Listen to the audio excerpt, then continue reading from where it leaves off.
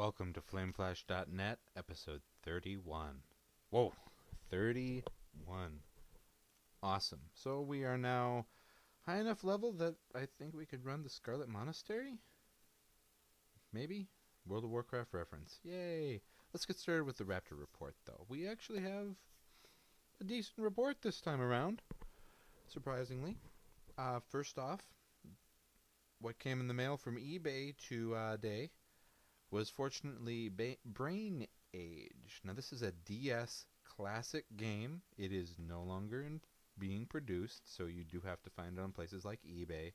It was an accidental purchase as I was hunting for a replacement copy of Big Brain Academy, but I'm glad we got it. It's going to be fun, I think, to try using this, hopefully, say, 5-10 minutes each day, sitting down with it and seeing if I can actually, quote-unquote, train my brain and get faster-witted. Personally, I think a lot of it has to do with practice on some of their things rather than, say, really truly being as old as a 66-year-old or whatever the age the game decided to prescribe me as. But it's what you get used to. It's what your brain accommodates on a regular basis. I'm missing the right word. But what you acclimate to. There we go. And this game, like others, is just something I'll get used to and get better at. Which leads me into Big Brain Academy, which I definitely need more practice in. The DS controls are a little more awkward than, say, the Wii. Some of the instructions aren't as clear-cut. For instance, dragging across the screen, you need to literally drag across the screen with a straight line on one of the mini games. You can't make, say, a zigzag or something like that. So the instructions need to be a little clearer. But also a good game. Also a discontinued game, I think, at this point. But another one that's good for the whole family to hop into, practice little math quiz things, and just staying sharp. Your kids are going to start, being faster at math problems or better, or maybe things come a little easier to them because they're doing it every day. They're used to it. You, as the adult or as the parent, or you as the kid, depending on your point in your life and who's coming by to listen, you're used to doing your things your way in your time. And anything that lets you stretch and go a little bit outside your comfort zone, whether that be your brain comfort zone or stepping out on a stage and performing for a room comfort zone, helps grow you as a person. Kung Fu Panda for the 360 was another one that stopped by the Raptr report. I believe my 3-year-old youngling decided to play this one. Might have been the 9-year-old, but it shows up in the Raptr report because the 360 auto syncs, which is why PacMan Championship Edition also shows up. They love PacMan, though, the little guy especially. Angry Birds, for those that are on the Ustream, I am enjoying an Angry Birds shirt tonight, or on YouTube later, but Angry Birds, PacMan, these simple arcade classics, or new takes on old games. I mean, Angry Birds is simply the old MS-DOS gorillas tossing exploding bananas game when it comes right down to it. If anybody remembers that. Anybody? Yes. DOS. DOS. That used to be an operating system, folks. Not a Windows, not a Mac. DOS. Yes, I'm that old. Anyway, PacMan Championship Edition, Angry Birds. These are some good, quick reflex classics, instant classics, because Angry Birds is still kind of everywhere, but they're fun. PacMan Championship Edition takes a new take on PacMan. Color schemes are updated, some music's updated, the challenges are updated. A lot of them is get so many points within this amount of time kind of thing. That's rather satisfying. Takes that tried and true formula and twists it just enough to add a freshness that you don't get from, say, playing the Galaga DX. Galaga is simply a bit too straightforward to be able to improve on much. Kind of like the Voltron game on the PlayStation Network. It's not going to show up on my Raptr report because I don't own it. I have the demo. Think Robotron. You're in a big lion. You're in a licensed game. So you're the Voltron with even some cool clips from the animated series. And you're going around blasting at things. It's been way too long since I experienced Voltron, so I don't know who the main antagonists are. But you're in that big robotic lion. One stick controls you. One stick controls where you're aiming. And there you go. Robotron. DC Universe Online. I made a character. I like him. Maxwell Draconian. He is an electrical fellow. This is on the PlayStation 3. And the reason he's an electrical fellow is partially because the 3-year-old accidentally spent some of Daddy's PlayStation Network funds on the electrical add-on. And partially because one thing I'd been holding out for is the electrical powers. Movement, flight, and weapon of choice, hand blasts. His mentor is Wonder Woman. And so, if you're not familiar with DC Universe Online, your mentor plays a lot into what kind of quests you get. It's kind of your race when comparing World of Warcraft, for instance. So, if you were a gnome, you might get starting area X. If you're a dwarf, you get starting area zone Y. If you are a Wonder Woman newbie, you are going to get quests from the magic area. If you are a Superman newbie, you're going to get quests from his area, etc., etc. And it seemed right for a old fantasy character of mine, Maxwell, to continue with the magic vein, because that's what his original powers, electrical powers, came from. Originally based on Edgar from Final Fantasy VI, he was a character that definitely evolved quite a bit in the time that I played him. So it's fun to bring him back to life in this new universe and see what the game has to offer. I won't play it often, probably, but I have him, and I like him, and I like the game world. It's nice not having to plop down $15 a month on this one so that I can continue to subscribe to World of Warcraft. And yet, if I want to go and do some superhero goodness instead of fantasy hero goodness, I can now. I have that option. Magic the Gathering, Duels with the Planeswalkers, 2012. Back to this game a little bit. This vampire archenemy is tough. Extremely tough. I may have finally gotten around him, but I don't think I have yet. Instead, I went to the playing as the archenemy and tried his deck out. I completely wiped the floor with the AI. His deck as the archenemy, plus the schemes being added, there's some balance issues. I wish they had better tested the schemes, because yes, you're a 40 life person fighting 3 20 life people, and without those schemes, it's going to be unbalanced in their favor.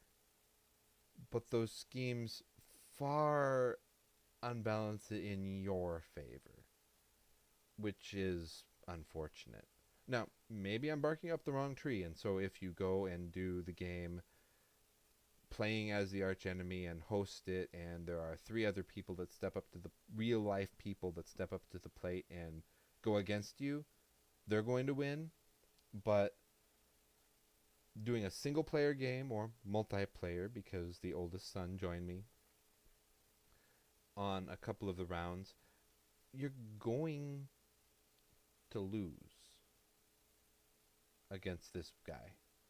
I'm going to keep trying at him. I'm going to try different decks. I'm going to try different deck combinations, so the AI has different decks than what's automatically assigned, and we'll figure it out. We'll get past him. But until we do, the game's a bit staler. Now, World of Warcraft. Let's see here. Was this last week? The week of Dark Moon Fair? I believe it was. Dark Moon Fair ended, at least. Last week, Wednesday, heavily discussed the Dark Moon Fair, I believe. Ended the week off with Red Flare picking up the seahorse pet for me. I really appreciate that. Just have to fish in the water around Dark Moon Isle. So if you didn't get it this last week, next month, you can go and grab it. Now, speaking of World of Warcraft, the Feasts of Winter Veil starts tomorrow. I'm looking forward to it a lot. One thing that seems to be standard, getting those cookies for Santa. Cooking those cookies, giving him some milk. Now, the milk you can pick up pretty much at any innkeeper. Well, the cookies, you're going to need small eggs. And small eggs drop in the starting areas off of birds. Near Dolinar is a great place to pick them up. That's the starting area for night elves. Or outside of Silvermoon, the blood elf city that gets abandoned, is another good place to kill low-level birds and get small eggs. Now, if you're a newbie, if you're lower level than the max level, this is actually a great way to make some gold. Some of our first gold made, because we didn't have a max level character the first time we found Wintervale, was going and getting those small eggs, selling them on the auction hall. It goes fast, though. So if you're not posting the moment it goes live, or the day it goes live, you're going to miss out. Just kind of how it goes.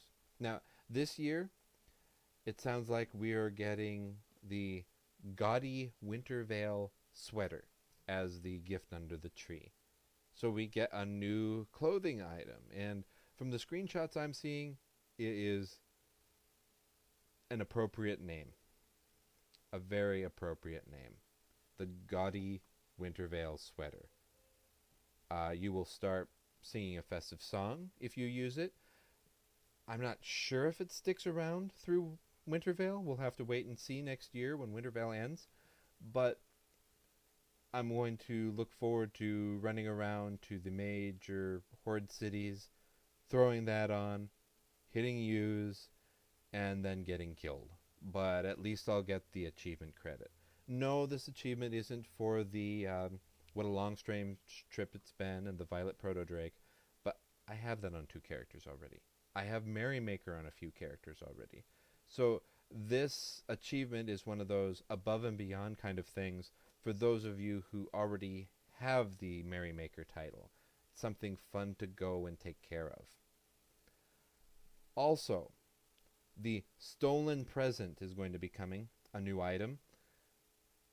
inside you have a very small random chance to get a new pet, a coal elemental. My assumption is that he's going to look pretty much like a rock elemental, like a pebble that you can get in Deepholm, but it's still going to be cool to have the opportunity to pick up yet another pet in anticipation of Mists of Pandaria. Now, we don't know yet if the Abominable Grinch, who is the main antagonist this time around, like a real main antagonist, is going to be locked into an instance, or if we're still going to go and kill him like we always used to. But he's the one that has now kidnapped Metz and the reindeer. So the quests have changed around a little bit, and change is good when it comes to World of Warcraft and these holiday events, because otherwise they get too stale, and you're just doing the same old, and completely ignoring them because you don't have any characters that are of level to go and do it. So I'm looking forward to trying to get Lumpy. And if I don't get him on my main, my druid, well, Mists of Pandaria will probably bring him to all of my characters. So as long as I get him on one, I'll be happy. So we'll see. Oh, if you haven't noticed yet, all of your holiday pets, all of your holiday related pets are snowball free. So you don't have to have snowballs on you. Personally, I'm going to go stock up on some snowballs. I like snowballs. I like throwing them at people on the off season. It's always crazy when you get whacked in the head with a snowball in July. I love doing that to people. And on most of my characters, I've used up my stacks of snowballs that I had stockpiled. So I'll probably do what I've done in the past, buy up a few stacks.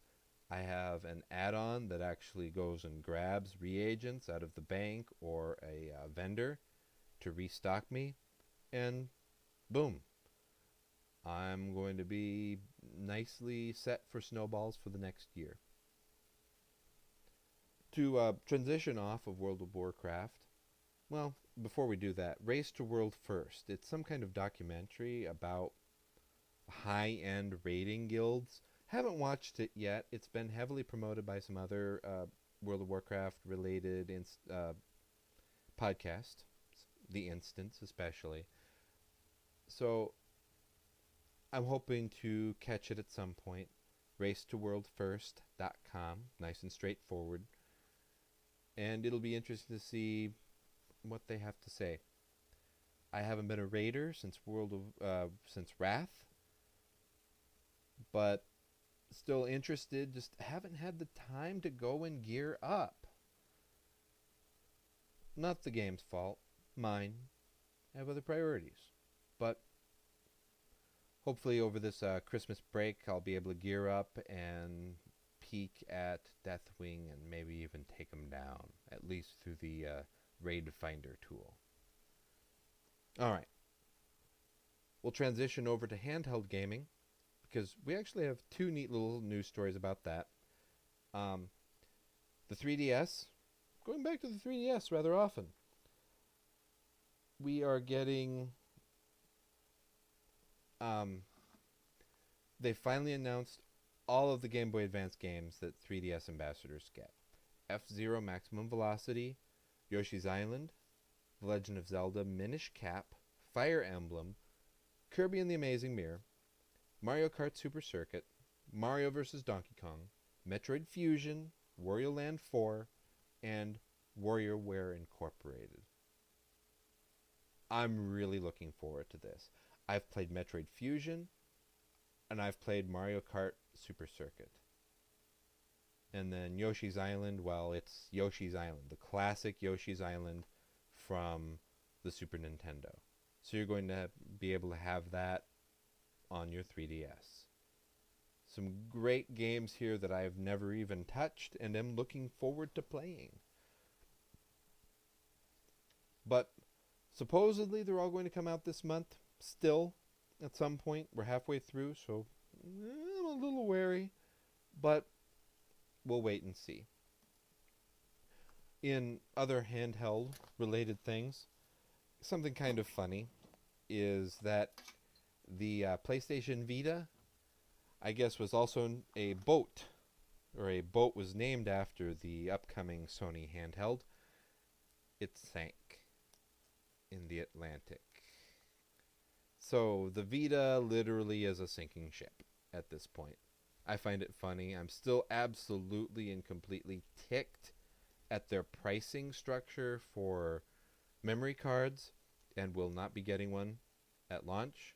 I'm not sure I'll be getting one at all because of that. We'll have to wait and see.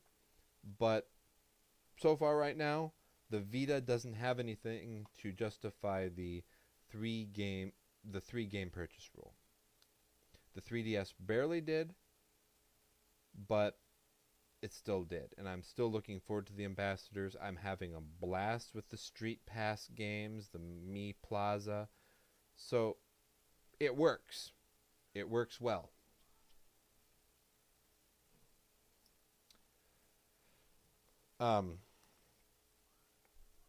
Other OS. Speaking of the PlayStation and Sony, Other OS had a class action lawsuit. This was in a launch ability of the PlayStation that was taken away in various updates, and its class action lawsuit's been tossed out. No more. Goodbye. It wasn't really justifiable. What the court said.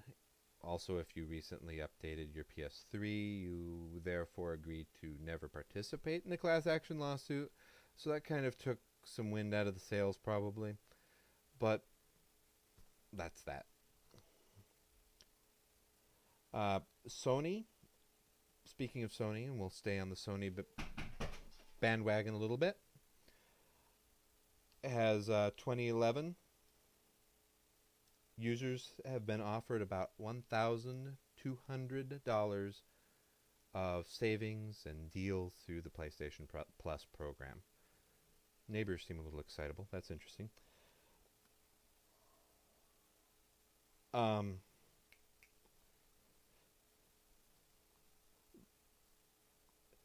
Finally, in ebook news, so we're going a little bit back to the mobile. The Department of Justice is actually now looking at ebook price fixing. It seems a little stinky. Something's fishy about the fact that we're getting ebook prices for the same price as paper books. Why? Just why? I understand the cost of a paper book. Paper, printing, distribution, etc. Yes, there are hidden costs to a digital book as well. Server storage, bandwidth for download, order processing, that kind of thing. But it seems weird that almost every ebook out there is around the same price. And so it's neat and good to hear that the Department of Justice and the government is actually going to do something helpful. The Red Cross, going to first-person shooters. The Red Cross is wondering if virtual killing violates international law. So, Modern Warfare 3, Battlefield 3, all of these run-and-gun shooter games, GoldenEye. Think back to the N64. Is it okay to be depicting enemy combatants dying even in a video game?